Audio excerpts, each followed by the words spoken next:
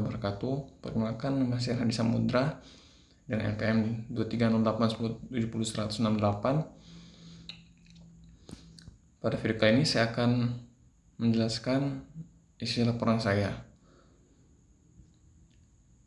Pada soal diperintahkan untuk menjelaskan apa yang saya kerjakan untuk melaksanakan tugas 7. Pada awalnya, saya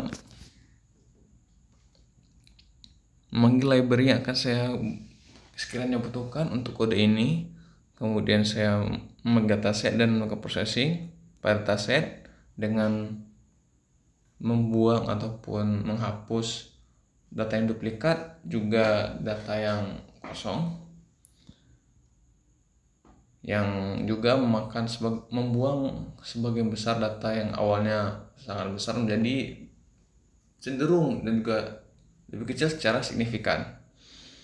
Dan juga kemudian saya membelah atau memecah dataset menjadi data training dan data test dengan rasio 8:2. Kemudian saya memisah label ataupun target.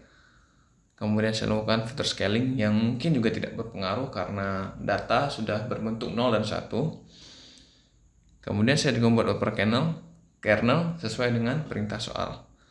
Kemudian model yang saya buat, kemudian saya latih, kemudian tata uji saya prediksi, kemudian confusion matrix juga matrix lainnya saya print. Nah, ini adalah outputnya.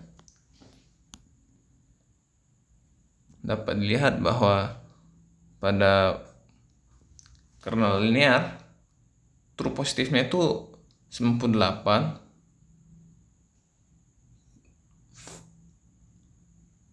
false positifnya false negatifnya itu berjumlah 3. Kemudian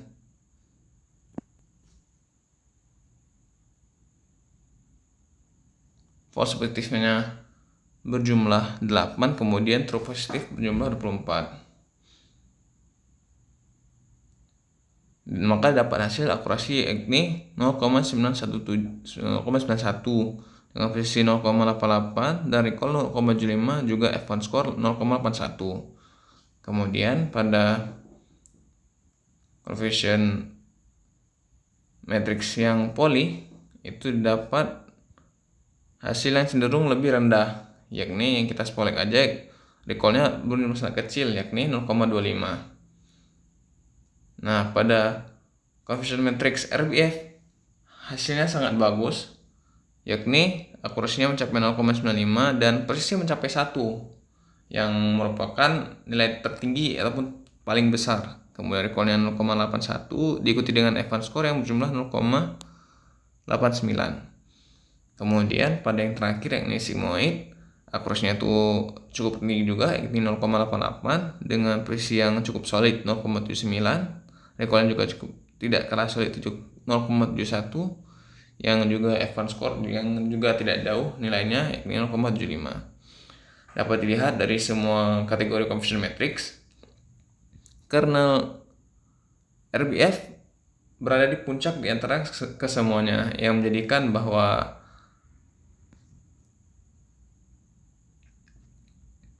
kernel RBF merupakan kernel yang memberikan performa paling baik.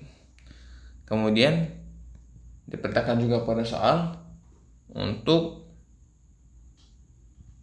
menunjukkan ataupun menguji korelasi antar fitur. Dapat dilihat bahwa terdapat banyak garis merah yang menunjukkan bahwa banyak antara fitur itu saling keterkaitan, karena semakin merah melambangkan semakin erat ikatannya ataupun saling berkorelasi. Jikalau semakin biru maka korelasi semakin melemah ataupun bahkan tidak ada. Nah, untuk korelasi pada data ini yakni tuna drum didapat bahwa sebagian besarnya itu punya korelasi cukup tinggi, seperti akses izin permisi seperti akses wifi state, read logs, dan write external storage. Nah, dapat dilihat juga pada gambar sebagian besar gambarnya itu merah dan tapi juga ada yang biru. Sehingga secara keseluruhan heatmap ini menunjukkan bahwa dataset Tuna Drone memiliki struktur fitur yang kompleks dan saling berkaitan yang mendukung penggunaan model dengan kemampuan menangkap hubungan nonlinear seperti SVM dan kernel RBF. Mungkin itu sekian dari saya. Wassalamualaikum warahmatullahi wabarakatuh.